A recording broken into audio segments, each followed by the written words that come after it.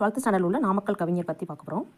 நாமக்கல் கவிஞர் பிறந்த ஊர் மோகனூர். பிறந்த ஆண்டு 1888. கீழ்கண்ட எந்த கலையில் அவர் சிறந்து விளங்கினார்னா ஓவியக்கலை. எந்த போராட்டத்தில் கலந்து கொண்டதால் சிறை தண்டனை பெற்றார்? உப்பு சத்தியாகிரம். ஓராண்டு சிறை தண்டனை பெற்றார் உப்பு சத்தியாகிரத்தில்.